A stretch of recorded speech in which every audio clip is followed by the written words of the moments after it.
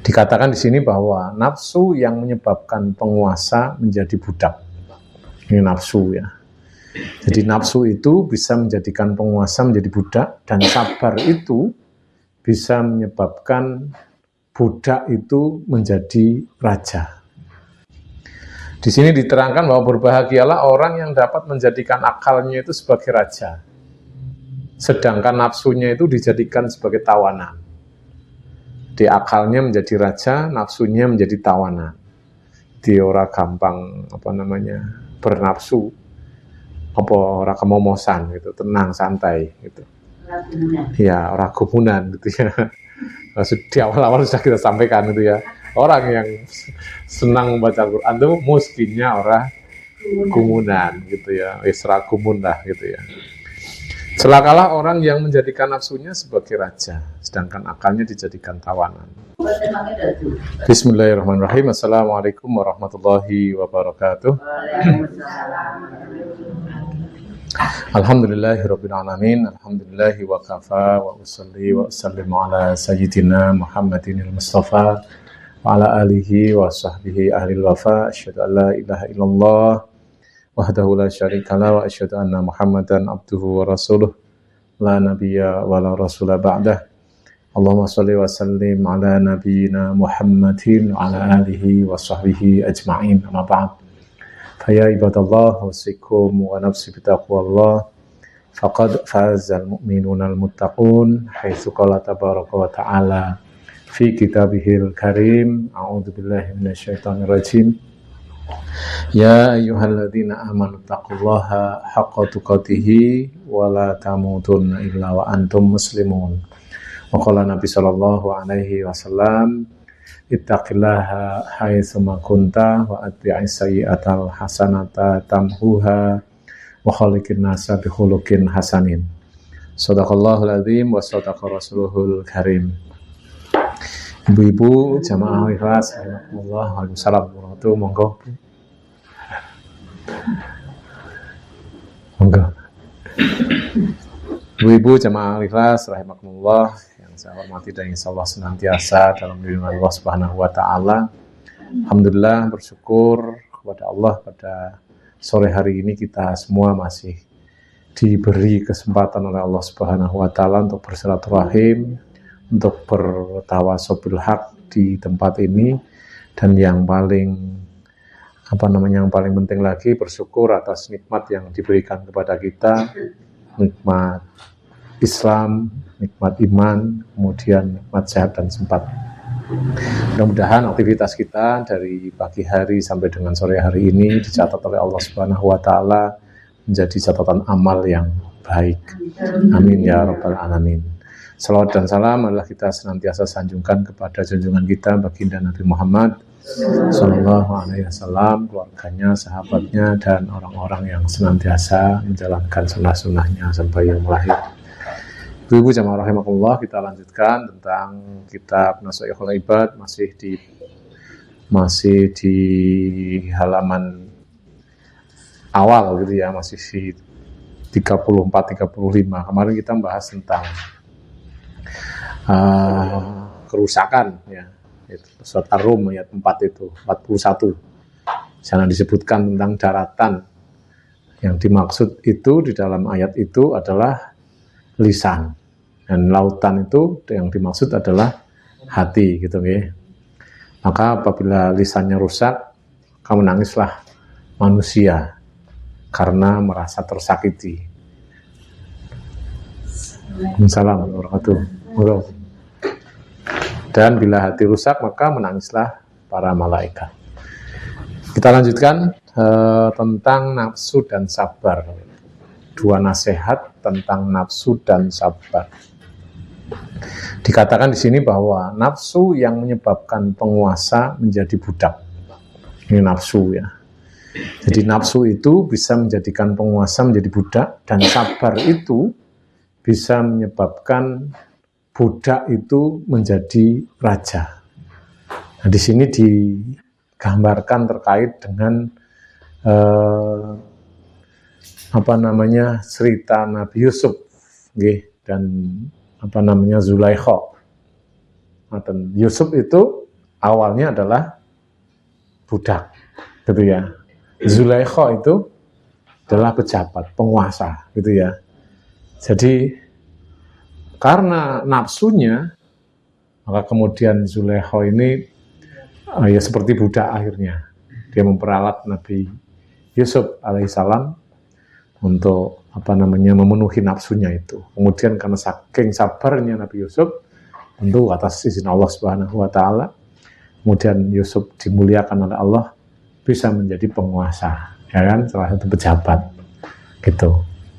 Ini menjadi dalil buat kita orang mukmin bahwa menjadi pejabat itu boleh, gitu ya. Jadi pejabat itu boleh, tapi yang jujur. Nah, hari ini tuh mencari pejabat itu sing jujur hancur, gitu ya. Jadi hampir dari semua lini, mungkin ya RT tok, gitu ya. RT RW ya boh, gitu ya. Jadi nyari yang jujur, yang amanah itu susah, gitu. Jadi ya itulah ben wae, gitu ya. Nah, kemudian ada dua pengendali akal, ya. Di sini diterangkan bahwa berbahagialah orang yang dapat menjadikan akalnya itu sebagai raja, sedangkan nafsunya itu dijadikan sebagai tawanan. Di akalnya menjadi raja, nafsunya menjadi tawanan. Di ora gampang bernafsu, ora kemomosan gitu, tenang santai gitu. Ya, ora gumunan gitu ya. Di awal-awal sudah kita sampaikan itu ya. Orang yang senang membaca Al-Quran itu miskinnya orang gumunan gitu ya, isra gumun lah gitu ya. Celakalah orang yang menjadikan nafsunya sebagai raja, sedangkan akalnya dijadikan tawanan. Nah, ini jadi jangan kebalik gitu ya. Kadang-kadang karena keinginan itu akhirnya akal itu menjadi tawanan, dikesampingkan gitu ya. Karena nafsu itu. Kemudian di sini diterangkan juga, berbahagialah seorang yang akal sehatnya dapat mengendalikan dorongan nafsunya. Dan sebaliknya celaka orang yang akalnya terbelenggu dan dikendalikan oleh nafsunya. Kemudian di bab yang selanjutnya tentang dua keuntungan menjauhi keharaman. Yang pertama, barang siapa meninggalkan dosa, maka hatinya menjadi lembut. Dan yang kedua, barang siapa meninggalkan perkara yang haram, serta memakan hanya yang halal, maka akal pikirannya menjadi jernih. Gitu. Siapa yang meninggalkan dosa, hatinya jadi lembut. Yang meninggalkan perkara yang haram, serta makan hanya yang halal-halal saja, maka akal pikirannya akan menjadi jernih, mboten ngeres pikirannya. Niku Bu Nova kali Bu Eti.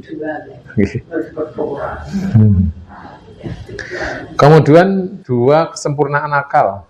Di sini disebutkan bukti kesempurnaan akal itu yang pertama adalah mengikuti keridhaan Allah Subhanahu wa taala dan menjauhi segala yang dimurkai oleh Allah Subhanahu wa taala. Jadi orang yang sempurna akalnya itu dia mengikuti Allah dan menjauhi segala larangan-larangan dari Allah Subhanahu wa taala. Assalamualaikum warahmatullahi wabarakatuh. Monggo. Baru dimulai. Monggo. Malah. Wah, ya telat ternyata mampir DC ternyata ada pesanan. Dua perbedaan antara yang berilmu dan yang bodoh. Ini ada perbedaan Bapak Ibu sekalian terkait dengan orang yang berilmu dan orang yang bodoh. Dikatakan di sini, yang pertama, orang yang berpengetahuan tidak akan merasa asing dimanapun ia berada. Gitu. Nek yang pinter atau punya pengetahuan itu enggak merasa asing dimanapun dia berada. Lungo nang Lombok ngerti daerah kono ya tenang wae. Ning ora ngerti ya lungo nang Selese bingung misalnya. Oke, iki ora sebali aku ning Selese gitu ya. sini Temanggung gitu ya. Jadi inilah bedanya orang yang punya pengetahuan dan yang tidak. Kemudian orang yang tidak berpengetahuan tuh akan merasa asing dimanapun kita berada. Maka pastikan kalau kita itu pergi-pergi ya pastikan kita paham lokasinya gitu, nek arek medal dhewe. Contoh misalkan kita diberi kelonggaran rezeki oleh Allah, dilalah bisa ke tanah suci misalkan umroh atau haji. Ya di sana itu dipastikan kalau mau jalan-jalan sendiri itu dipastikan paham. Kalau mau sholat sendiri misalkan dari hotel, aku arek sholat dhewe ngejahi koncone ora ono sing gelem itu ya sholatnya donang hotel kabeh, aku tak mangkat dhewe. Dipastikan itu, wis ning jero iso metu ning dalan sing mau nggo liwat meneh gitu. Nek enggak yo mubeng-mubeng nyusahi koncone gitu ya. Sing susah tekan rumah barang ini yang goleki mbokmu ilang gitu ya. Waduh repot gitu ya. Sing ning omah melu repot gitu ya. Melu piye iki ndang ketemu ngene wong pinter wae gitu ya. Wah, akhirnya wong pinter ya bingung orang tidak lakono gitu ya. Bahasane ya urung ilang, mbok sampean ki urung ilang sinang kono Bali gitu ya. Jadi ya, terjadi kayak gitu Bapak. Jadi orang tuanya di Mekah tersesat, anaknya di sini malah bingung akhirnya teko nang wong pinter bahasane gitu ya. Wong pinter ki malah maksudnya dukun gitu ya. Waduh, repotane kayak ngono iki. Dadi nek dhewe nek bu guru, nek Pak Guru ki ora dianggap pinter gitu ya. Wong pinter ki malah dukun, malah merdukun. Sing kono kayak ibadah, anaknya malah merdukun aja. Ya kan kolak-walik ora-keruan gitu ya. Jadi memang itulah jadi orang yang berpengetahuan dan tidak berpengetahuan itu memang bedanya jauh gitu ya. Nah, orang yang tidak berpengetahuan dia merasa asing dimanapun dia berada. Gitu. Kemudian dua ciri orang yang taat kepada Allah nih dikatakan di sini, barang siapa yang taat kepada Allah, satu akan dekat dengan Allah. Yang kedua asing di antara manusia. Maksudnya barang siapa yang telah merasakan nikmat dengan menyibukkan diri dengan ketaatan kepada Allah, maka ia akan merasa asing dari pergaulan manusia pada umumnya. Nah, ini bisa kita rasakan oleh Ibu. Jadi kalau kita itu sudah merasa taat kepada Allah, Allah itu akan menjauhkan kita dari hal-hal yang sifatnya itu hura-hura. Itu pergaulan manusia pada umumnya itu ya. Ono jalan kepang, yo mangkat, ono jatilan, yo mangkat, ono ndolala, yo mangkat gitu ya. Ono pengajian, yo mangkat, ono konser, yo mangkat gitu. Enggak kayak gitu. Orang yang orang yang dekat dengan Allah itu enggak kayak gitu. Ono tontonan ngono ya. Arek mangkat, kepengin mangkat tapi aras-aras ndilalah gitu ya. Itu berarti top itu ya. Di stop karo Allah gitu kok sampean ki wong biasa gitu ya. Sampean ki istimewa gitu ya. Sampean wis dekat sama saya masa arek kaya ngono. Mesti gitu ya, ada remnya. Nah, kalau sudah seperti itu, kita sudah punya perasaan seperti itu, bersyukur Ibu. Ya, walaupun ada tontonan yang samping omah itu ya mau ngrungokke tok ya, ngrungokke wae wis ngerasa kira nyaman gitu ya. Pemeneh sampai nonton. Inilah dikatakan bahwa orang yang taat kepada Allah itu dia akan semakin dekat kepada Allah dan asing di antara manusia. Jangan mengasingkan diri gitu ya. Kalau beda antara orang yang asing dengan orang yang mengasingkan diri. Nah, orang asing itu biasa bergaul dengan orang lain, tapi dia membatasi dengan hal-hal yang kiranya tidak perlu gitu. Sing kiranya orang perlu ya tidak ikut-ikutan ke sana. Gitu. Beda dengan orang yang mengasingkan diri. Ini mengasingkan diri orang gelem bergaul. Kan ada ya orang-orang kayak gitu ya. Di masyarakat tuh ya ada orang yang nggak mau bergaul. Alasannya yaitu kok nggak takut ketularan gitu ya. Padahal ya nggak seperti itu gitu ya. Bergaul tetap bergaul karena kita makhluk sosial. Tuh nggak bergaul ya nanti dititeni ya besok ya loro jetilai gitu ya. Kan begitu desas-desus gitu ya. Besok nek putune lahir ras mangtilai gitu ya. Dan seterusnya merembet kemana-mana kalau orang itu mengasingkan diri di lingkungan masyarakat gitu. Beda antara asing dan mengasingkan diri gitu. Kemudian ada dua aktivitas inti di sini disebutkan. Aktivitas ketaatan adalah bukti nyata mengenal Allah. Ini yang aktivitas inti. Kemudian yang kedua, aktivitas gerakan tubuh adalah pertanda kehidupan. Nah, awake sih obah ya berarti sih urip gitu ya. Ini aktivitas inti gitu ya. Jadi yang pertama taat kepada Allah, ini bukti bahwa dia itu mengenal Allah. Dan kemudian gerak tubuh itu bertanda bahwa kita itu masih ada kehidupan dalam diri kita. Dan kemudian di sini disebutkan juga dua sumber dosa dan fitnah. Di sini ada hadis Nabi. Nih, Nabi SAW bersabda, aslu jami'il khotoya hubbud dunya wa aslu jami'il fitani man'ul usri wa zakah. Yang artinya satu sumber segala dosa adalah cinta dunia. Kata Nabi ya, uslu jami'il khotoya hubbud dunya. Sumber segala dosa adalah cinta dunia. Wa uslu jami'il fitani man'ul usri wa zakah. Sumber segala fitnah adalah tidak mau membayar 1/10 harta zakat pertanian dan tidak mau membayar zakat pada umumnya. Ini sumber fitnah. Gitu. Jadi ya memang kalau orang itu mencintai dunia, maka ya akan menghalalkan segala cara bagaimana bisa meraihnya. Itu.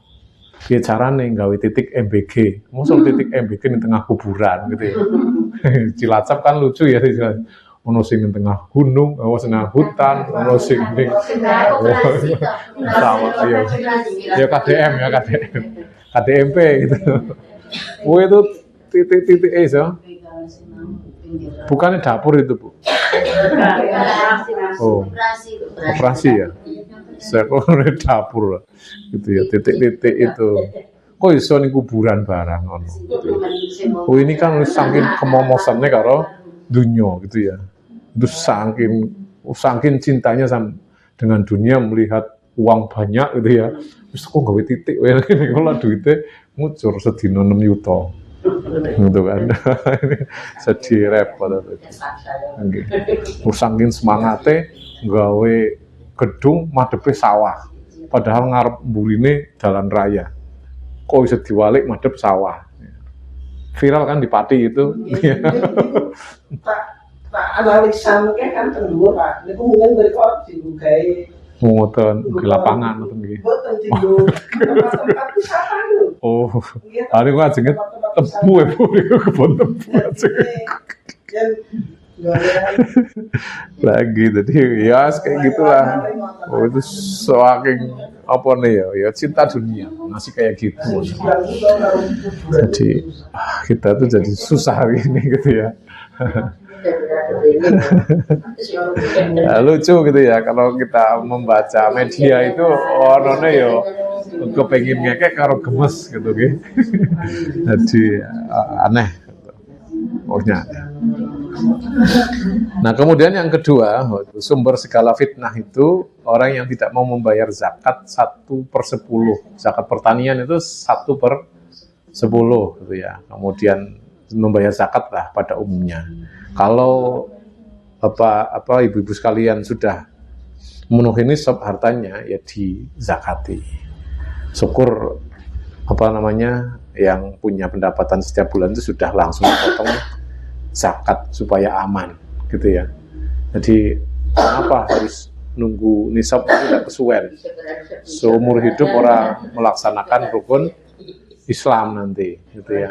Nah ya, pokoknya gaji 1 juta ya wis pokoknya potong 2,5% gitu ya. Zakat 1/10.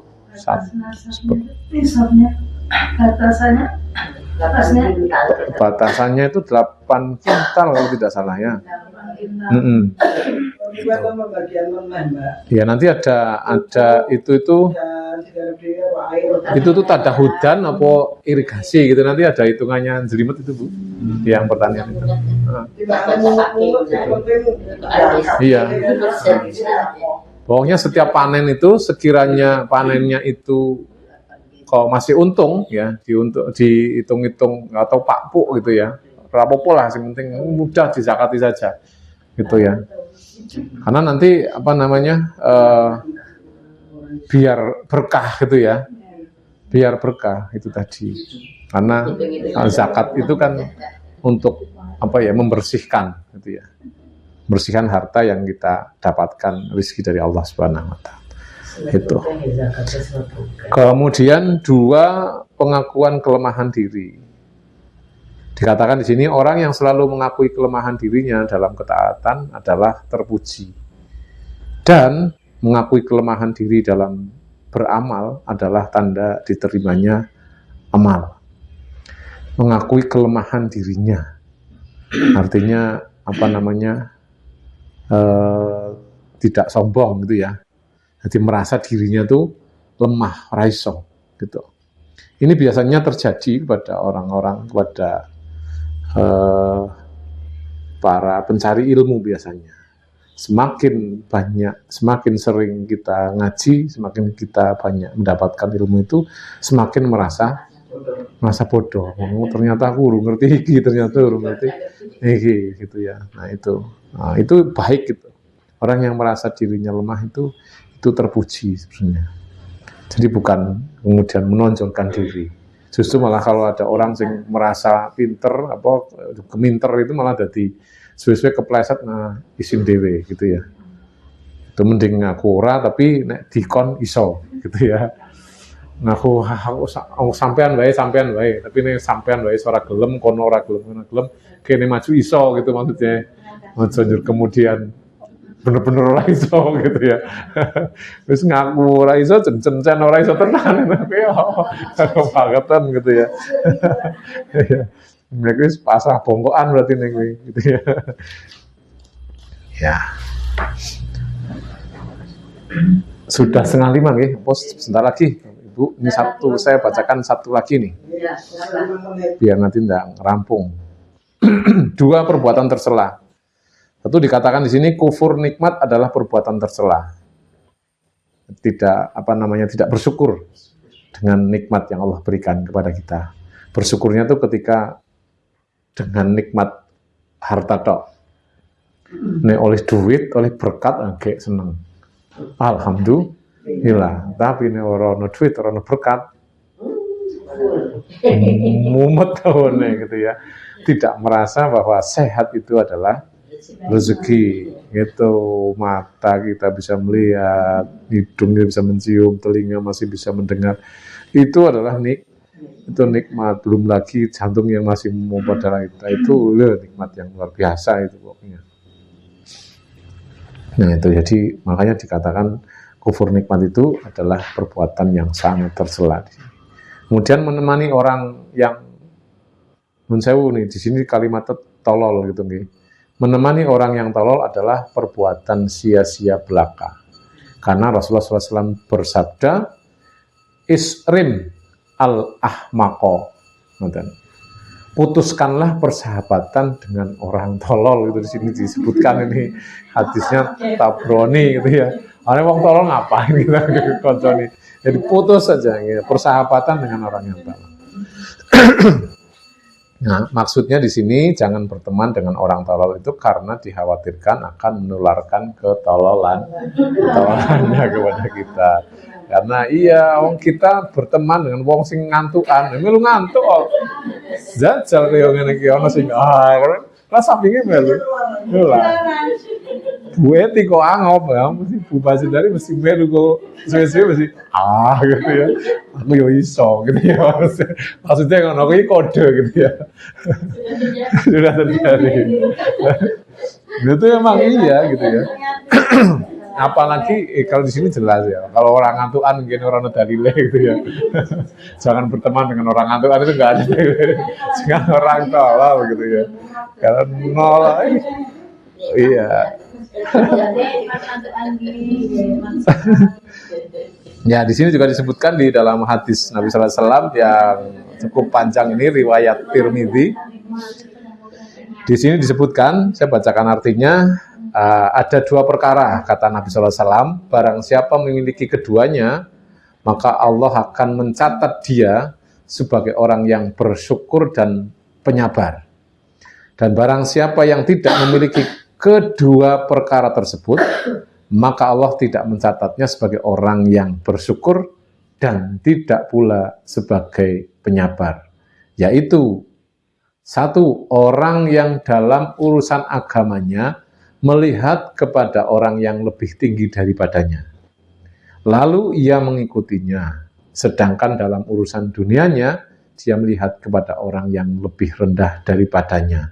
Lalu dia memuji Allah atas karunia yang telah diberikan kepadanya. Maka Allah mencatatnya sebagai orang yang bersyukur dan penyabar. Itu yang pertama. Kemudian yang kedua, orang yang dalam urusan agamanya melihat kepada yang lebih rendah. Sedangkan dalam urusan dunianya melihat kepada yang lebih tinggi. Lalu ia menyesali apa yang tidak dapat dia capai. Maka Allah tidak mencatat dirinya sebagai orang yang bersyukur dan penyabar. Jadi ibu-ibu sekalian, di sini menerangkan tentang dua perkara, ya. Orang yang bisa memiliki keduanya, maka Allah akan mencatat dia sebagai orang yang bersyukur. Yang pertama adalah orang yang agama. Ketika dalam urusan agama itu dia melihat kepada orang yang lebih alim, yang lebih tinggi pemahamannya daripada kita, lalu mengikutinya, berguru, gitu ya, ngaji. Sedangkan dalam urusan dunia dia melihat kepada orang yang lebih rendah daripada kita, lalu dia memuji Allah, lalu kita memuji Allah atas karunia yang diberikan kepada kita, maka Allah akan mencatatnya sebagai orang yang bersyukur dan bersabar. Nah, prakteknya mestinya begitu, Bapak Ibu. Jadi orang yang bersyukur itu melihatnya dalam urusan dunia itu ke bawah, ya, barometer atau ukurannya itu ke bawah, jangan ke atas. Kalau ke atas yo dengak wae kesel cengeng barang gitu ya, sandung dan damsak gitu ya, dan dulu itu asli damsak tenan gitu ya, dalam urusan dunia gitu ya, itu begitu. Jadi karena ya kalau kita hari ini merasa susah, ada orang yang lebih susah lagi gitu ya, ada orang yang lebih susah lagi. Saya kemarin hari Senin pagi itu ditelepon sama seorang ibu-ibu itu. Ibu-ibu ditinggal mati suaminya, punya anak 3, dia profesinya sebagai Grab gitu ya, ojek online itu mau menitipkan anaknya yang kecil. Menitipkan anak yang kecil, yang laki-laki yang usianya baru 6 tahun itu. Dititipkan di salah satu bahasannya kalau di sini mungkin PAY ya beda. Pokoknya penitipan anak itu dia harus bayar 500.000. Itu di Jogja. Orangnya tuh di Jogja, Bu, Bantul sana itu. Kok ngebel saya? Terus kemudian nangis itu, terus sudah minta, iya curhat, Bu, gitu. Curhat, tadinya ngebel saya terus kasihkan ke istri gitu dah, kasihkan ke istri ini, itu ibunya temennya anak saya kan yang di MPS itu, sering ketemu kalau pas jenguk anaknya itu, ngobrol gini-gini, sudah minta bantuan ke saudaranya gini, nggak ada yang sanggup, akhirnya minta tolong. Saya tuh sedih dengan Bu, masih senang. Saya merasa paling susah gitu. Ternyata ada yang lebih susah. Saya tuh nangis, Bu, pagi-pagi itu, hari Senin itu diceritain sama istri ya, di loudspeaker gitu ya. Dengar ceritanya tuh, ya tapi mau dipinjemin apa enggak? Pinjemin aja ya, Bu ya. Masa oke gitu. Koyo antar provinsi gitu loh, karena daerah istimewa gitu ya. Kalau saking butuhnya mesti kan gitu toh. Orang saking butuhnya kan nggak mungkin dia itu mencari nomornya saya, kan nggak mungkin gitu ya. Mesti yang dipandang oleh beliaunya itu, gini, mau menowo iso nulung aku, mungkin ngono ya. Memang benar kalimatnya begitu. Saya mohon maaf ini bel bapak, karena mbok menawa bapak itu bisa menolong. Ya seperti itu Bu. Jadi memang dalam urusan dunia itu kita harus melihat ke bawah. Ternyata ada orang yang lebih susah dari kita. Sawang sinawang gitu nggih. Kayak apa belipit beliwis gitu ya. Orang ngerti kahanane kaya ngopo, padahal dia bisa jadi lebih susah dari kita. Maka kita bersyukur kepada Allah Subhanahu wa taala dalam urusan apa saja kita dicukupi. Gitu nggih. Dunia kita dicukupi, urusan akhirat kita diberi kemudahan. Ibadah ya mudah, untuk ketemu kayak gini juga mudah gitu ya, terfasilitasi. Bahkan nunupur rampe ini barang kayak gini kan istimewa, orang ben wong gitu bisa jakong santai kayak ngene tengok-tengok ono wedange ono ilmune gitu ya, itu orang ben wong juga gitu ya.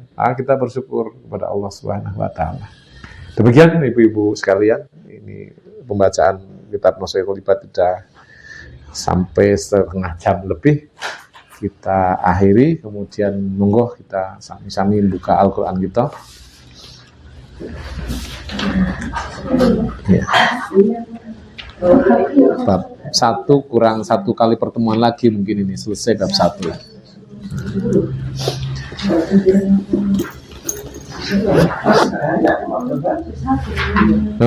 Niki kok kita beniki niki nggih Al-Qur'an nggih tasih kata niku sing Al-Baqarah baru 2 surat. Baru 2 surat ya sih kurang 100 112 surat. 164 sekarang. Al-Baqarah 164 inna fil khalqis samawati wal ardi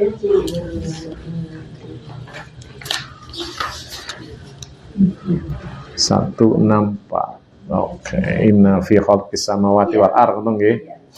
Monggo ta'awud dan bismillah saran-saran. A'udzu billahi minasy syaithanir rajim. Bismillahirrahmanirrahim. Inna fi khalqis samawati wal ardi wa ikhtilafil laili wan nahari wal fulkil lati tajri fil bahri bima yanfa'un nas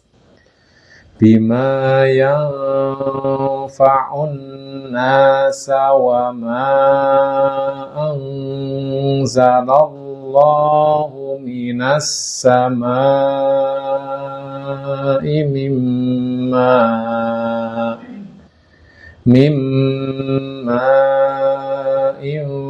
fa ahya bihil arda ba'da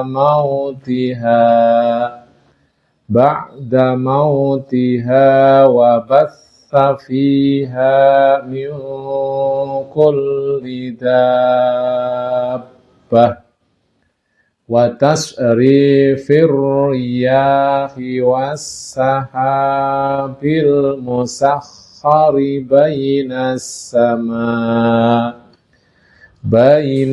samai wal ardi la ayatil liqaumi ya'qilun. Monggo mugi mboten supe wau potongan-potongan iki. Alon-alon. Niki pun alon-alon nggih. Monggo. Inna fi khalqis samawati wal ardi wa ikhtilafil laili wan nahari wal fulkil lati tajri fil bahri bima yanfa'un nas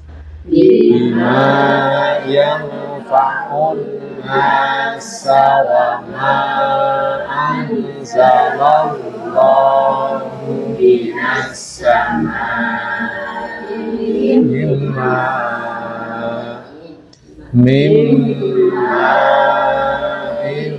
fa'ahya bihil arda ba'da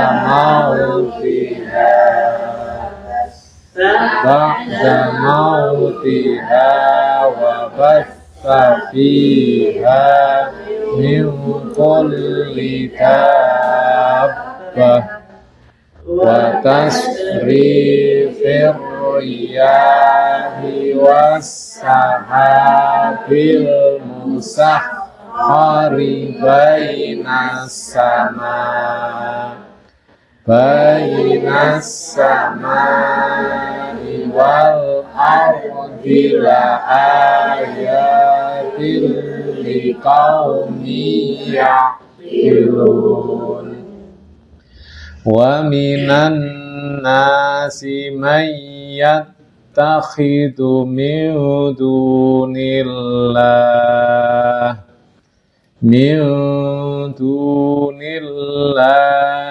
andadan yuhibbunahum ka hubbillah walladzina amanu ashaddu hubban lillah walau yaral ladzina zalamu iz yaronal azab annal quwwata lillahi jami'a wa annallaha syadidul azab.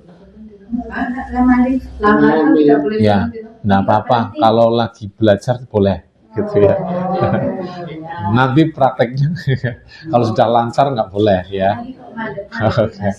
Jadi, kalau lagi belajar boleh Bu, gitu. Monggo.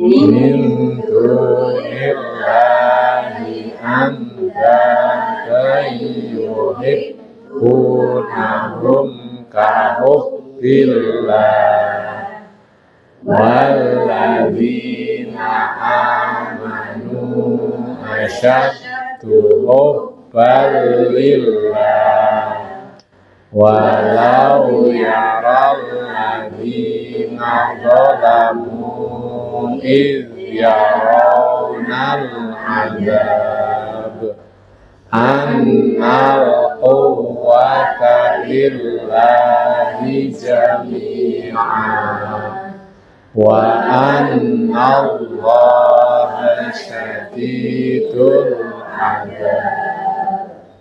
إذ تبرأ الذين اتبعوا من الذين اتبعوا ورأوا العذاب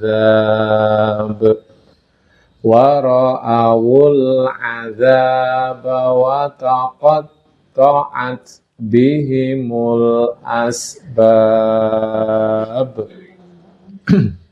إذ تبرأ الذين اتبعوا من الذين اتبعوا ورأوا العذاب وتقطعت بهم الأسباب. وقال الذين اتبعوا لو أن لنا كرة فتبرأ منهم كما تبرؤوا منا كذلك يريهم الله أعمالهم حسرات عليهم وما هم bikharijina minan nar. Wa qala alladziina taba'u law anna lana karratan fanatabarra'a minhum kama tabarra'u minna kadzalika yurihimullahu a'malahum hasaratin 'alaihim wa ma hum bikharijina minan nar. Ya ayyuhan nasu kulu mimma fil ardi halalan thayyiba wa la tattabi'u khutuwati syaitan innahu lakum aduwwum mubin.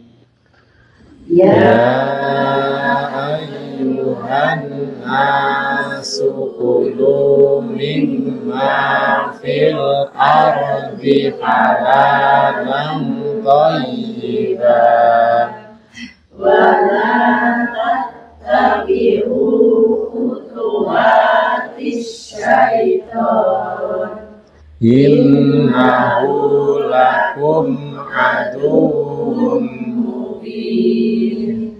Innama ya'murukum bis-su'i wal fahsya'i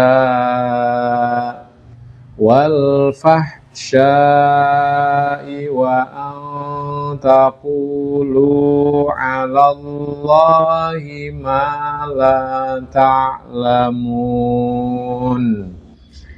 Innama ya'murukum bis-su'i wal fahsya'i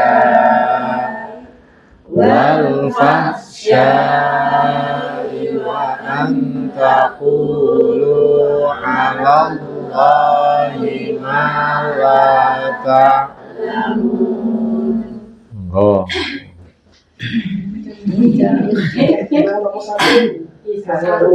Satu panjang-panjang. Bismillahirrahmanirrahim.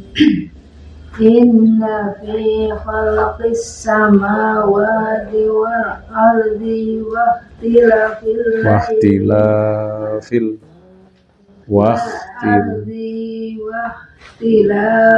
laili wan nahari wal fulki allati tajri fil bahri bima yanfa'un nasa wa ma anjalallahu minas samai min ma'in fa ahya bihil arda ba'da mautiha wa batha fiha min kulli dabbah wa tasrifir riyahi was-sahabil musakhkhari bainas samai wal ardi la ayatin liqaumin yaqilun. Wa minan nasi man yattakhidhu min dunillahi andada yuhibbunahum ka hubbillah walladzina amanu asaddu hubba lillah walau yaral ladzina zalamu idh yarawna azab annal quwwata lillahi jami'an wa anna allaha sadidul adab. Ittabarra alladhi Ittabaru alladina tubi'u minal ladina taba'u wara'awul nadab wa taqqata'at bihimul asbab. Wa qala alladziina taba'u law anna lana karratan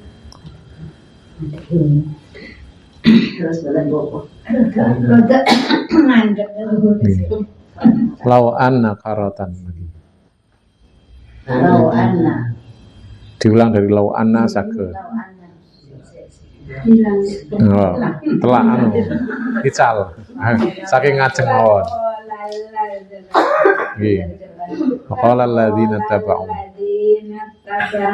law anna lana karratan fatabarra minhum kama tabarru minna kadzalika yurihimullahu a'malahum kasaratin alaihim wa ma hum bikharijina minan nar.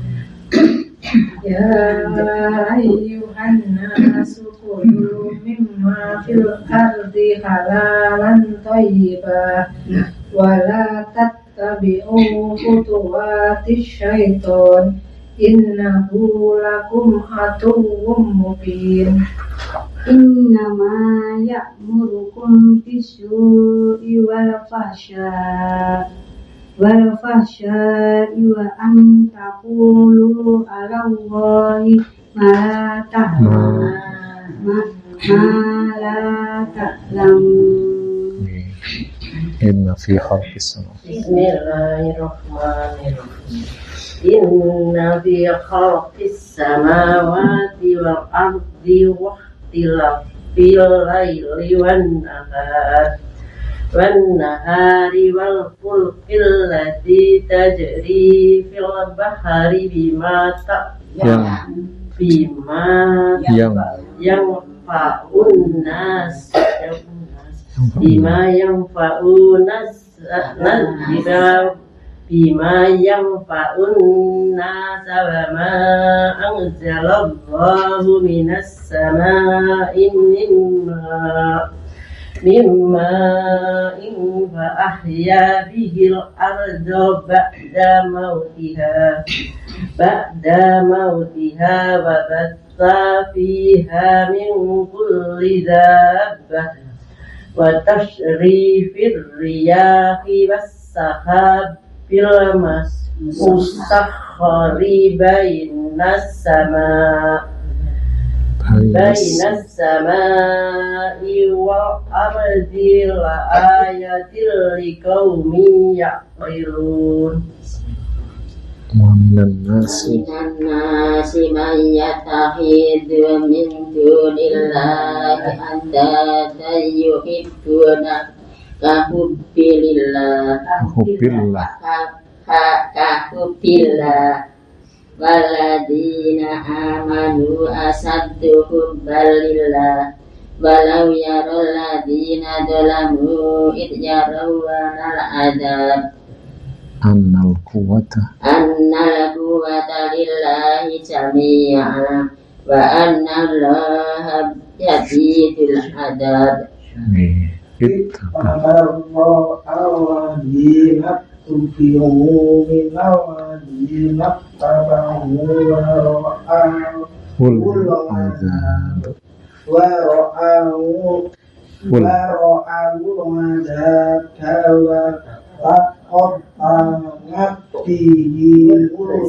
asbab Wa qala alladziina taba'u law anna lana karratan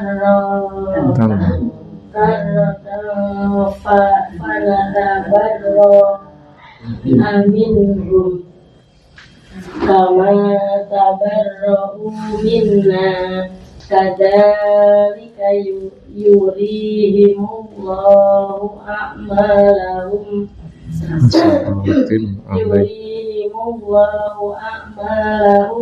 hasaratin alaihim wa ma hum bikharijina minan nar. Monggo sareng-sareng. Ya ayyuhan nasu kulu mimma fil ardi halalan thayyiban wa la tattabi'u khutuwatis syaitan innahu lakum aduwwum mubin.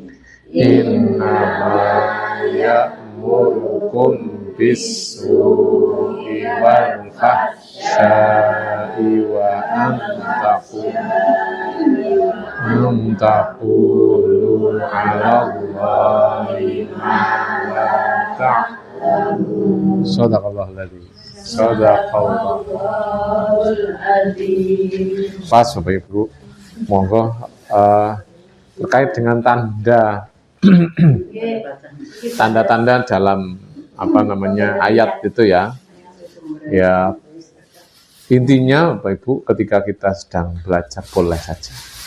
Gitu. Jadi yang tidak boleh itu berhenti di tengah kalimat yang tidak ada tandanya itu, kemudian bablas gitu. Nah, kalau kita inna fi khalqis samawati wal ard, inna fi khalqis samawati wal ardi wa ikhtilafil laili wan nahari wal fulki, jangan inna fi khalqis samawati wal ard wa ikhtilafil laili wan nahar wal fulkil lati, itu yang enggak boleh. Gitu ya. Tapi kalau ada tanda, walaupun itu tandanya la itu ya, la itu adalah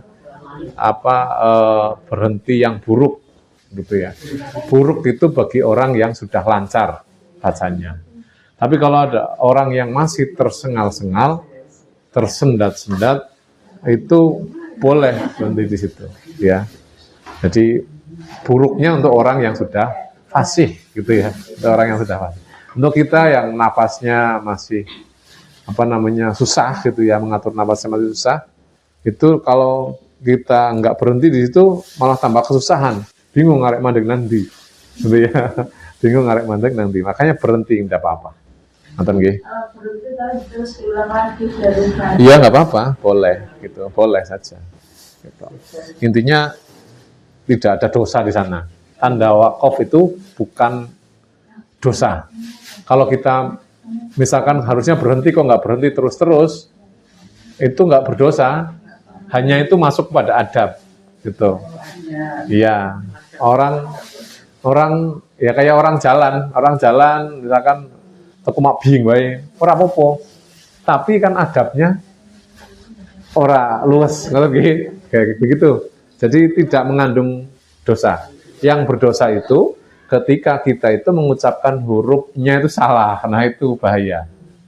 Maka yang paling penting membaca Al-Quran itu adalah makhorijul huruf dan tajwidnya. Gitu, panjang pendeknya itu harus pas. Nonton nggih, terkait dengan tanda wakaf itu adalah adab. Membaca Al-Quran, kemudian setelah membaca dicium, wudu dulu, itu adabnya. Nonton nggih, Bapak Ibu. Kula akhiri, Assalamualaikum warahmatullahi wabarakatuh. Rezeki.